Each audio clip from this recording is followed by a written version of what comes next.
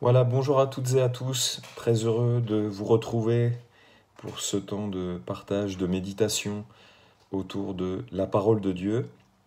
Je vous salue tous dans le nom du Seigneur, notre Sauveur commun, et j'espère que chacun d'entre vous se porte bien spirituellement, physiquement, mais aussi moralement.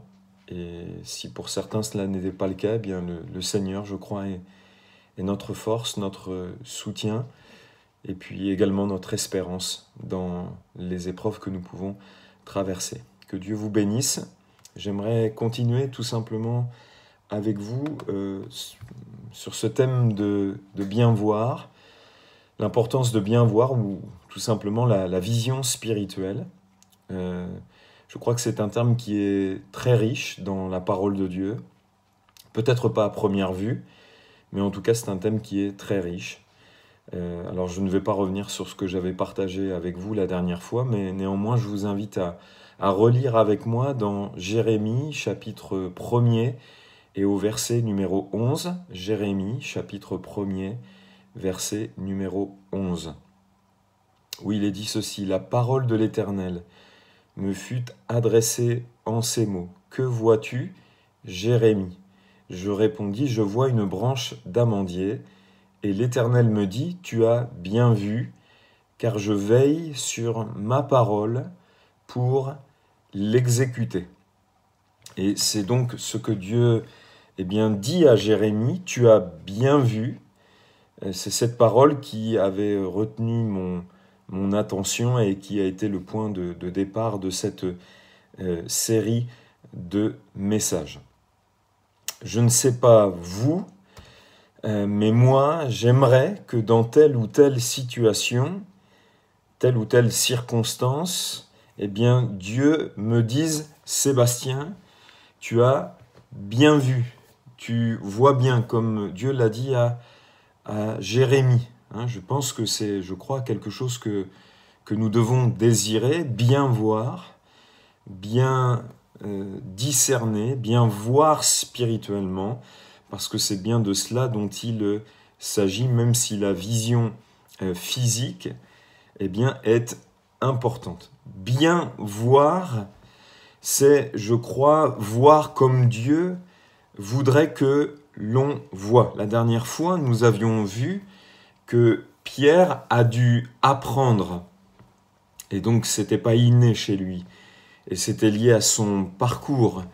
Il a dû apprendre à voir les incirconcis, les païens ou les non-juifs, à les voir comme Dieu les voyait, c'est-à-dire pas comme des gens avec qui il ne fallait pas avoir de relation, il ne fallait pas les voir comme des impurs, et pour qu'ils voient de cette manière, pour qu'ils voient comme Dieu voyait les non-juifs, les païens ou les incirconcis, il a eu besoin, l'apôtre Pierre, pour apprendre à voir comme Dieu voyait les non-juifs, d'une communication de l'esprit. Si vous connaissez bien ce récit du livre des Actes, il a eu la vision de la nappe où Dieu lui montre des animaux impurs et Dieu lui dit « tue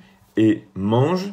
Et il y a donc non seulement une communication de l'esprit, et puis une voix qu'il entend et qui devra s'y reprendre à 3 fois pour lui dire que ce que Dieu a déclaré pur, de ne pas le regarder, le voir comme souillé. Donc on peut dire que Pierre a dû apprendre à bien voir les païens comme il fallait qu'il les voie, comme Dieu les voyait. Je crois que bien voir, c'est voir comme Dieu voit. Acte 10, verset 19. Et comme Pierre était à réfléchir sur la vision, l'Esprit lui dit, « Voici 3 hommes te demandent. » Ces 3 hommes étaient là pour que Pierre puisse se rendre dans la maison de Corneille. Donc les circonstances sont venues confirmer eh bien, cette communication de l'Esprit, cette voix qu'il avait eh bien, entendue. C'est Antoine de Saint-Exupéry qui, je crois dans Le Petit Prince, dit ceci: « On ne voit bien qu'avec le cœur, l'essentiel est invisible pour les yeux. » Alors permettez-moi d'ajouter, pour avoir une perspective eh bien, biblique, que on ne voit bien, on ne peut voir correctement qu'avec les yeux du cœur. On ne voit bien qu'avec ou par une révélation du Saint-Esprit, par une illumination du Saint-Esprit. On ne voit bien que par une communication, je dirais, qui est spirituelle. Alors, nous avions cité la dernière fois Éphésiens 1,18 pour reprendre eh bien, cette vérité. Dans la version seconde, il était dit qu'il illumine les yeux de votre cœur. Paul priait pour que les croyants qui composaient l'église d'Éphèse eh bien, aient les yeux du cœur qui soient illuminés ou éclairés afin qu'ils eh bien, voient trois choses. Alors je vais vous lire maintenant ce même texte dans la parole vivante. Paul dit ceci dans la transcription parole vivante, qu'il vous accorde une pleine lumière ou une pleine révélation de la vérité et qu'il augmente l'acuité de votre vision spirituelle afin que vous compreniez en quoi consiste l'espérance vivante à laquelle vous avez été appelés et que vous sachiez quelle merveille vous êtes en droit d'attendre, car inépuisable est la richesse du glorieux héritage que Dieu réserve à ceux qui lui appartiennent. Je n'irai pas le verset 19, mais retenez ceci, qu'il augmente l'acuité de votre vision spirituelle. Et il emploie donc QN le terme de vision spirituelle. Et c'est ce dont eh bien, j'aimerais vous parler un moment maintenant. La révélation est essentielle pour bien voir. C'est ce qui communique, je crois, à la révélation, une vision spirituelle des choses et pas humaine, pas intellectuelle. J'aimerais lire avec vous dans 2 Corinthiens, chapitre 5, verset numéro 16, où Paul dit ceci: « Ainsi, dès maintenant, nous ne connaissons personne selon la chair. Et si nous avons connu Christ selon la chair, maintenant, nous ne le connaissons plus de cette manière. » Alors, à première vue, dans ce texte que je viens de lire avec vous, le terme « voir » ou tous les autres termes qui peuvent s'y rattacher n'apparaît pas dans la traduction. Mais le verbe « connaître » ici, dans le texte que je viens de lire, eh bien, c'est 2 mots en grec. Quand Paul dit « nous ne connaissons personne selon la chair », en grec, c'est E-I-D-W, on peut le prononcer eido, qui signifie voir, avoir vu, apercevoir.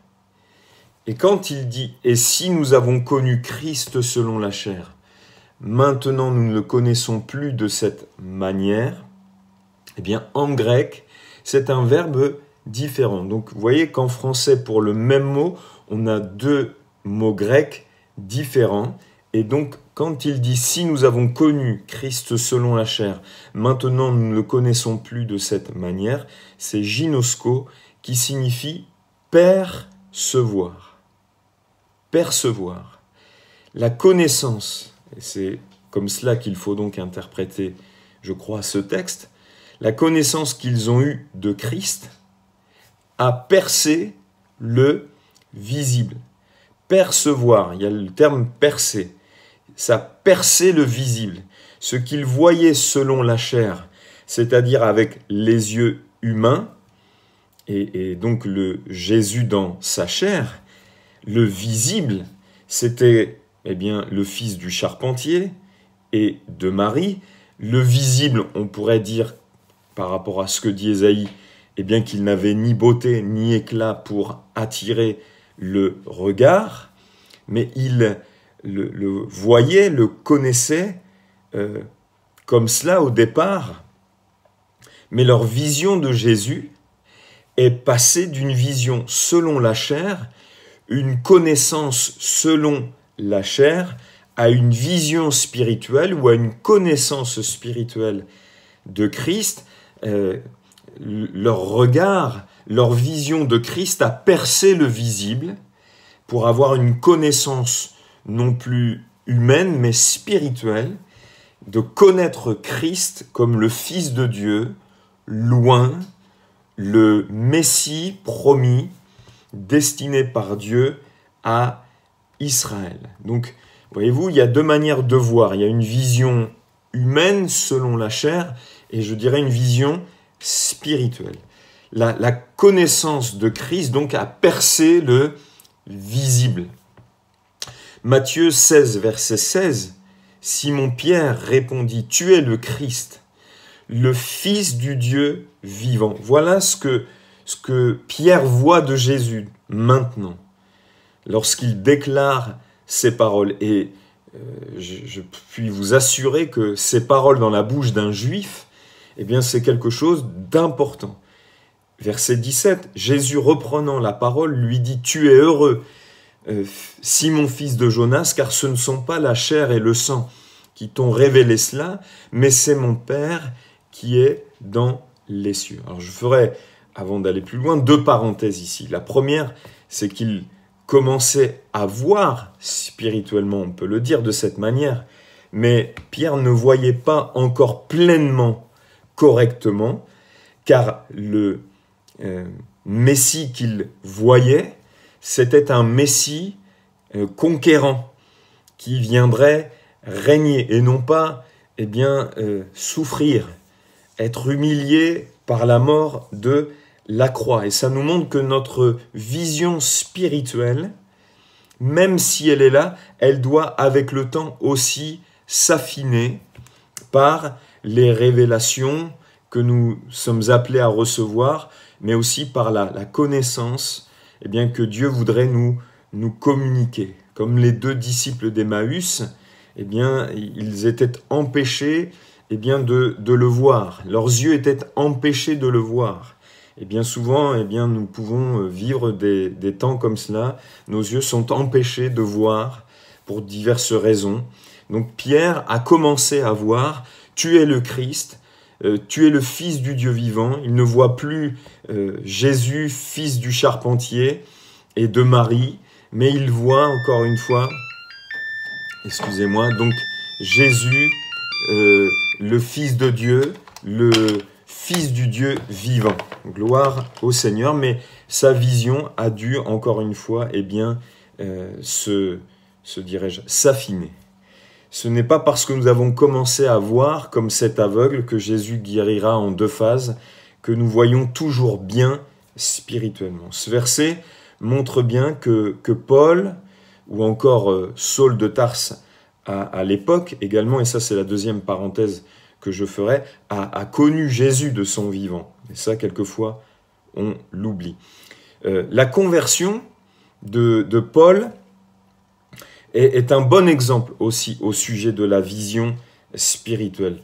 Paul voyait bien, ou Saul de Tarse à l'époque voyait bien, mais était complètement aveugle spirituellement, car il pensait qu'il servait Dieu en persécutant l'Église de Jésus-Christ. Il était complètement aveugle quant à la messianité de Jésus-Christ. Je crois d'ailleurs que ce n'est pas pour rien que lorsque Ananias a été envoyé par le Seigneur pour prier pour lui, il est dit dans Acte 9, verset 18, « Au même instant, il tomba de ses yeux comme des écailles, et il recouvra la vue, il se leva et fut baptisé. » Donc, c'est comme des écailles qui sont tombées de ses yeux. Et plus tard, il recevra ce mandat, dans Acte 26, verset 18, « Je t'envoie vers les païens, afin que tu leur ouvres les yeux, pour qu'ils passent des ténèbres à la lumière et de la puissance de Satan à Dieu, pour qu'ils reçoivent par la foi en moi le pardon des péchés et l'héritage avec les sanctifiés. Ou encore dans 2 Corinthiens chapitre 4, verset 4, « Pour les incrédules dont le Dieu de ce siècle a aveuglé l'intelligence. » Vous voyez, encore une fois, les questions de vision spirituelle. Ils voient physiquement les païens, mais ils ne voient pas spirituellement, afin qu'ils ne vissent pas briller ou qu'ils ne voient pas briller la splendeur de l'évangile de la gloire de Christ qui est l'image de Dieu. Et on voit ici que le rôle de Satan, le rôle du diable, c'est d'aveugler les gens. La vision spirituelle, c'est ce qui nous fait, je crois, avancer, c'est ce qui nous transforme. Quelqu'un a dit que la connaissance sans révélation, c'est-à-dire la vision selon la chair aussi, pour revenir au terme que nous avons abordé tout à l'heure, lorsque Paul parle de connaître Christ selon la chair, mais ce n'est plus comme cela dorénavant qu'ils le connaissent. Donc la connaissance sans révélation, on peut dire la connaissance intellectuelle ou la vision selon la chair, voir selon les yeux charnels, c'est de l'information. Mais la connaissance révélée, la vision spirituelle des choses, produit la transformation. Et si dans nos églises, il y a peut-être des gens qui ne sont pas transformés, qui sont peut-être sauvés, mais qui ne sont pas transformés, et qui restent des chrétiens charnels toute leur vie, c'est peut-être aussi par manque de vision spirituelle, de connaissance spirituelle. Paul disait dans 2 Corinthiens 3, 18, « Nous tous qui le visage découvert, c'est-à-dire dans la grâce, contemplons. » Et contempler, c'est regarder avec admiration, voir dans le monde spirituel. Je crois nous donne de regarder avec admiration. Quand on voit spirituellement, on peut contempler. Regarder donc avec admiration. Donc nous qui, le visage découvert dans la grâce, contemplons comme dans un miroir, c'est-à-dire non pas parfaitement, la gloire du Seigneur, nous sommes transformés en la même image, de gloire en gloire, comme par le Seigneur, l'Esprit. Je crois que la vision spirituelle, quand on voit bien Christ, son œuvre, ce qui en découle, quand on a une révélation de ces choses, on peut s'attendre à vivre la transformation. Et c'est le cas de Paul, il a été transformé par la révélation de Christ. C'est vraiment un homme qui a été changé, transformé. La vision spirituelle également produit la foi. 1 Jean 4,16. Et nous avons connu. Donc ici, c'est encore une fois le verbe percevoir. Le verbe connaître dans le sens de percevoir, de voir spirituellement. Et nous avons connu, nous avons vu spirituellement, l'amour que Dieu a pour nous, et nous y avons cru. Pour croire, il faut connaître. Percer l'invisible pour voir spirituellement, pour marcher par la foi. Je crois que la vision spirituelle, la bonne vision spirituelle, nous donne de triompher de l'inquiétude également. La vision spirituelle, quand on voit bien, c'est ce qui nous donne de tenir ferme aussi dans l'épreuve. Et je pense à tous ces chrétiens qui, dans l'histoire de l'Église, ont persévéré dans la foi, sont demeurés fermes dans la foi, et qui ont préféré, comme Blandine à Lyon, être dévorée par les lions, plutôt que de renier sa foi, c'est vraiment des gens qui voyaient clair spirituellement, qui avaient été éclairés. Si vous regardez encore une fois tous les martyrs de l'Église, comment les apôtres sont morts, ils étaient solidement ancrés en Christ. La vision spirituelle, comme nous l'avons vu, percevoir, nous avons connu l'amour de Dieu, nous produit un amour réel pour le Seigneur, un attachement puissant puissant, pardon, et une foi agissante. 1 Jean 4,19, pour nous, nous l'aimons parce qu'il nous a aimés le premier. Si on ne perçoit pas l'amour de Dieu, si on ne perce pas le visible, pour aller dans le monde invisible quelque part, et la vision spirituelle nous donne d'aller dans le monde invisible, si on ne perçoit pas l'amour de Dieu au travers de la croix, eh bien, notre amour pour lui, eh bien, sera, je dirais, faible. On connaîtra les choses intellectuellement avec notre tête, mais ça ne produit rien réellement. Connaître l'amour de Dieu, percevoir l'amour de Dieu, produit un amour réel pour lui. Alors j'aimerais vraiment que nous comprenions cela.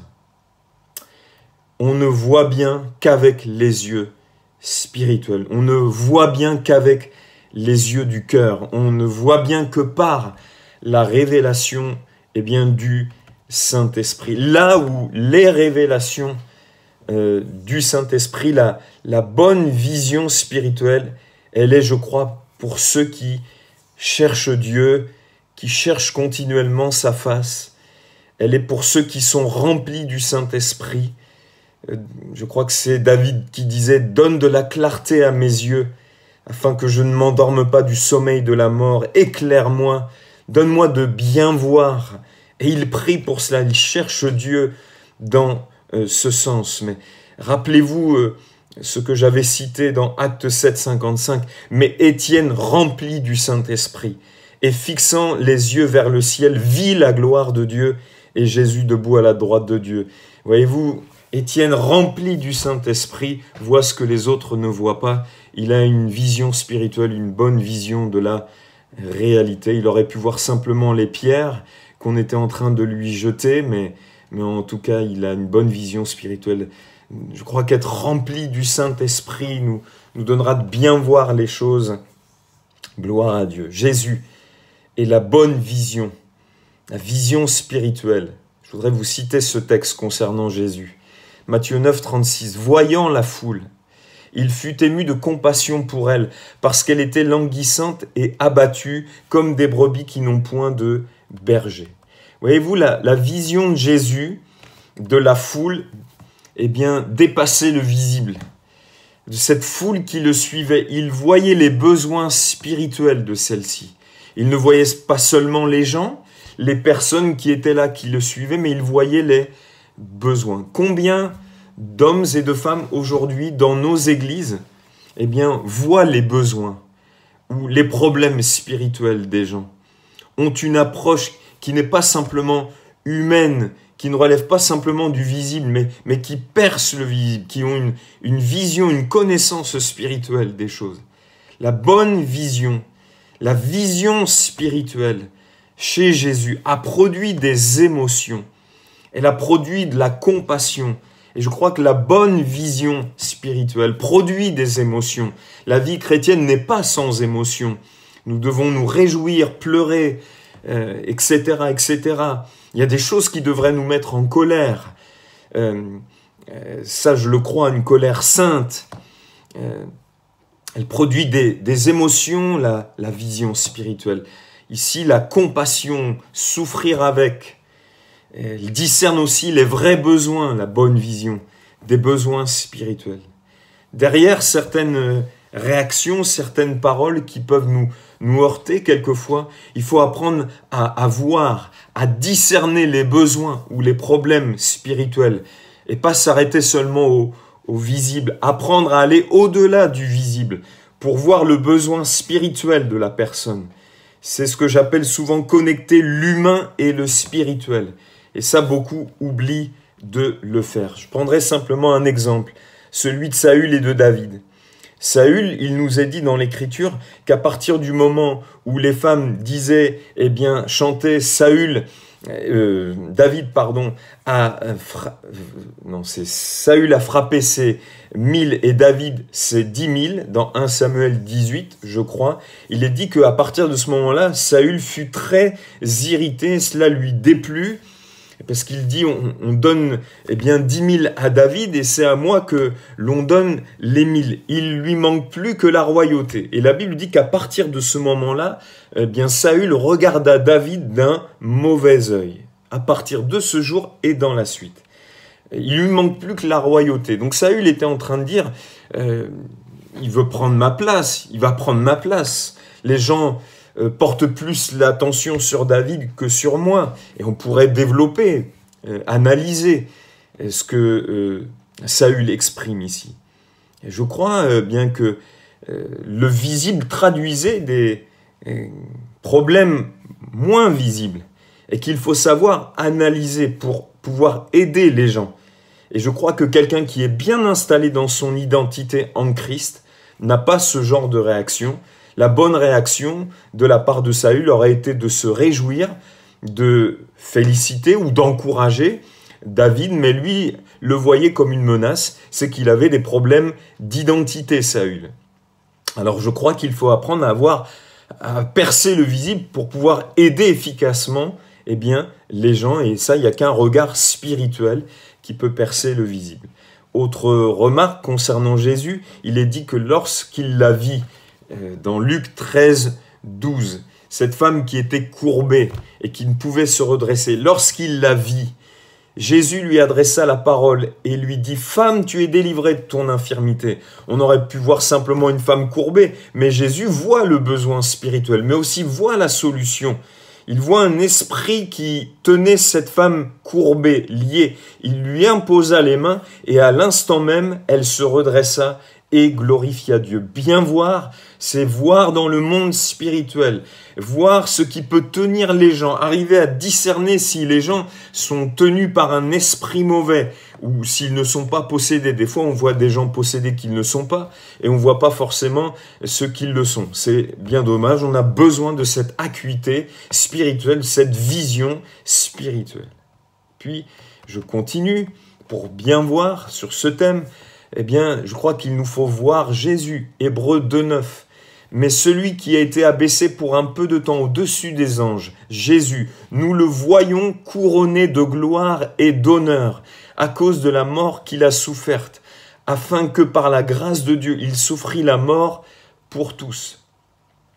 Cette lettre est là pour encourager les Hébreux qui ont mis leur foi en Jésus-Christ. Et il leur dit donc, ce Jésus qui était abaissé pour un peu de temps, nous le voyons couronné de gloire et d'honneur. Je me pose la question si dans l'Église, si tous les croyants voient Jésus couronné de gloire et d'honneur, si ils ont cette vision spirituelle de voir Jésus couronné de gloire et d'honneur, ça veut dire nous le voyons Messie, nous le voyons roi, nous le voyons destiné à régner, couronné de gloire et d'honneur.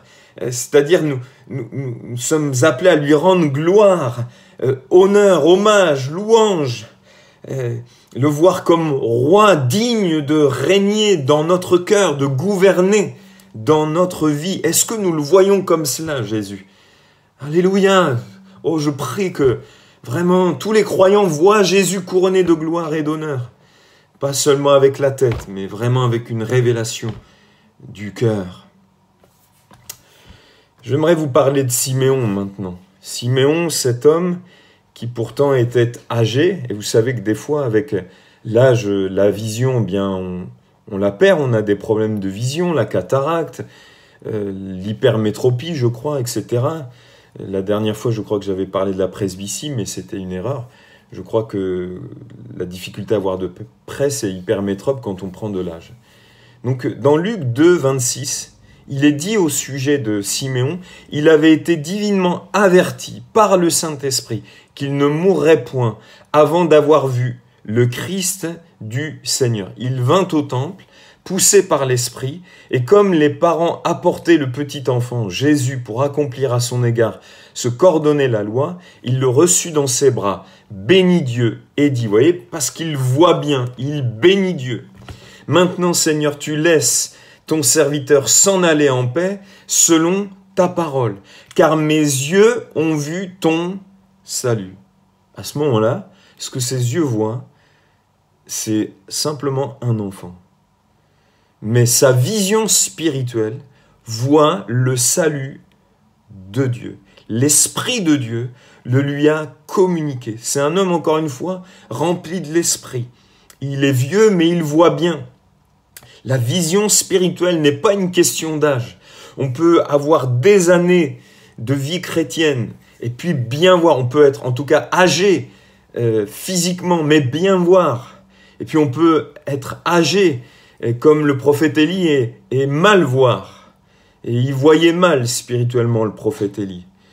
L'Esprit de Dieu donc lui a communiqué une bonne vision. Il est vieux, mais il voit bien. La vision spirituelle n'est pas une question d'âge. Il voit un enfant, mais dans cet enfant, eh bien, il sait qu'il y a un sauveur en devenir. Et ça, c'est une autre manière, eh bien, que Dieu voudrait nous apprendre à voir. De ne pas juger sur l'apparence, de ne pas regarder sur l'apparence, de ne pas voir sur l'apparence. Jésus disait, vous jugez selon la chair. Et non, eh bien, selon la réalité. Et celui qui voit selon l'apparence, bien souvent, il passe à côté. Nous devons apprendre à voir les gens en devenir. Un autre exemple, c'est les parents de Moïse, Hébreux 11, 23. C'est par la foi que Moïse, à sa naissance, fut caché pendant 3 mois par ses parents, parce qu'ils virent que l'enfant était beau et qu'ils ne craignirent pas l'ordre du roi. Sur quoi s'appuyait leur foi? Sur une parole divine. Ça, on n'est pas forcément conscient quand on lit le texte comme ça. Pourquoi ils l'ont vu beau? Pourquoi ils voyaient un avenir dans cet enfant? Parce que Dieu leur avait parlé, tout simplement.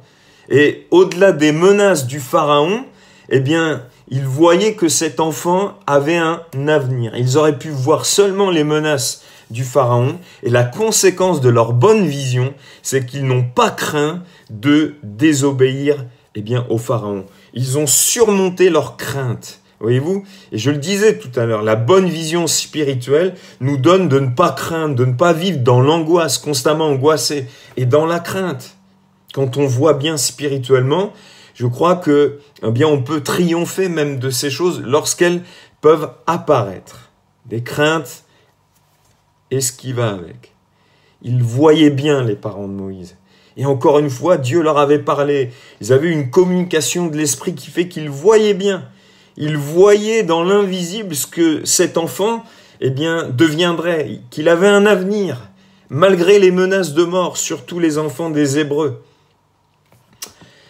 Gloire à Dieu.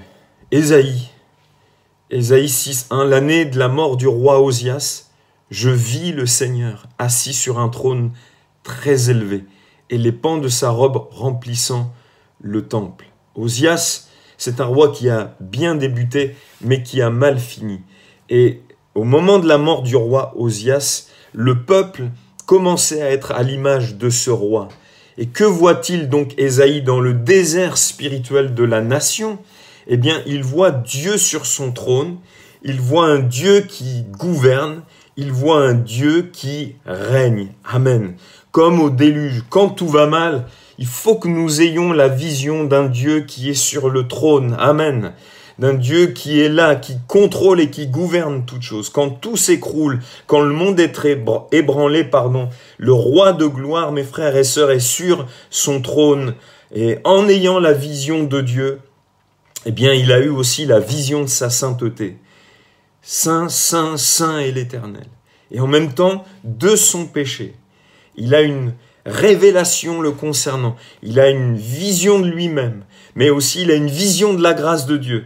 Parce qu'il est dit que, on est venu purifier sa bouche, toucher sa bouche, avec, je crois, un charbon, quelque chose qui était tiré du feu. Et ça nous parle que Dieu est un feu dévorant dans sa sainteté, mais qui veut faire grâce aux pécheurs. Ésaïe 6.5, alors je dis, malheur à moi, je suis perdu, car je suis un homme dont les lèvres sont impures. J'habite au milieu d'un peuple dont les lèvres sont impures, et mes yeux ont vu le roi, l'Éternel des armées. Il a la vision de son état. Mais l'un des séraphins vola vers moi, tenant à la main une pierre ardente qu'il avait prise sur l'autel avec des pincettes. Il en toucha ma bouche et dit, ceci a touché tes lèvres, ton iniquité est enlevée, et ton péché est expié. Et enfin, dernière parole, c'est Asaph. Asaph, il passe dans le psaume 73 par un réel moment de crise, un moment terrible. Il dit, c'est en vain que j'ai purifié mon cœur. Psaume 73, verset 13. Donc il doute quelque part de s'être, on pourrait le dire aujourd'hui dans le langage d'aujourd'hui, d'avoir purifié son cœur, c'est-à-dire de s'être converti, d'être passé par la repentance. C'est en vain que j'ai lavé mes mains dans l'innocence. Chaque jour, je suis frappé. Alors, le texte ne dit pas de quoi il est frappé. Tous les matins, mon châtiment est là. Si je disais, je veux parler comme eux, voici, je trahirais la race de tes enfants. Quand j'ai réfléchi là-dessus pour m'éclairer, c'est-à-dire pour bien voir, la difficulté fut grande à mes yeux, jusqu'à ce que j'eusse pénétré dans les sanctuaires de Dieu, dans la présence de Dieu, dans le temple de Dieu, et que j'eusse pris garde au sort final des méchants. Oui, tu les places sur des voies glissantes, tu les fais tomber et les mets en ruine, et en un instant les voilà détruits, ils sont enlevés, anéantis par une fin soudaine. Comme un songe au réveil, Seigneur, à ton réveil, tu repousses leur image. Lorsque mon cœur s'aigrissait, qu'il était aigri, et que je me sentais percé dans les entrailles, j'étais stupide et sans intelligence. J'étais à ton égard comme les bêtes. Cependant, je suis toujours avec toi. Tu m'as saisi la main droite. Tu me conduiras par ton conseil. Puis tu me recevras dans la gloire. Ayons la vision de la gloire, mes frères et sœurs. Bien voir spirituellement, c'est voir le sort final des méchants et voir quelle est notre destinée à nous qui avons cru. Même si tous les matins notre châtiment est là, même si tous les matins, eh bien c'est le même problème de santé qui est là, même si, eh bien nous sommes éprouvés, eh bien souvent, eh bien la destinée finale des enfants de Dieu, c'est la gloire. Amen, la gloire céleste. Alléluia. Il y a des gens qui n'ont jamais été délivrés de toute leur vie, eh bien de la maladie dont ils étaient atteints. Il y a des gens qui ont vécu des épreuves successives. Et nous, chrétiens de Pentecôte, qui prêchons la guérison divine et qui croyons dans les interventions divines, quelquefois notre théologie est faussée parce que nous croyons que, eh bien, Dieu interviendra toujours, que nous ne vivrons pas d'épreuves. Mais j'aimerais vous dire que Jésus-Christ est venu pour nous donner, eh bien, nous assurer un avenir éternel, la vie à venir, le royaume à venir, la gloire éternelle. C'est premièrement pour cela qu'il est venu, nous sauver, gloire à Dieu, nous réconcilier avec Dieu, afin que nous vivions éternellement dans sa présence. Quel autre ai-je au ciel que toi, dit Asaph, et sur la terre je ne prends plaisir en toi. Ma chair et mon cœur peuvent se consumer, je peux être détruit. Dieu sera toujours le rocher de mon cœur et mon partage. Asaph, il voit bien, parce qu'il est allé dans la présence de Dieu, parce qu'il a été éclairé par le Seigneur et par son esprit. Car voici ceux qui s'éloignent de toi périssent. Tu as anéanti tous ceux qui te sont infidèles. Pour moi, m'approcher de Dieu, c'est mon bien. Je place mon refuge dans le Seigneur l'Éternel, afin de raconter toutes tes œuvres. Amen. Il voyait mal, mais en allant dans les sanctuaires de Dieu, dans la présence de Dieu, en étant éclairé par Dieu, eh bien tout d'un coup, il s'est mis à voir correctement et il a retrouvé l'espérance. Gloire au Seigneur. Que Dieu vous bénisse et vous comble de sa grâce et de ses bienfaits. Père, ma prière est simple. Éclaire-nous. Éclaire encore nos yeux. Donne-nous une vision spirituelle, une bonne vue, par le Saint-Esprit, par ta parole. Et c'est au nom de Jésus-Christ que je t'ai prié. Amen.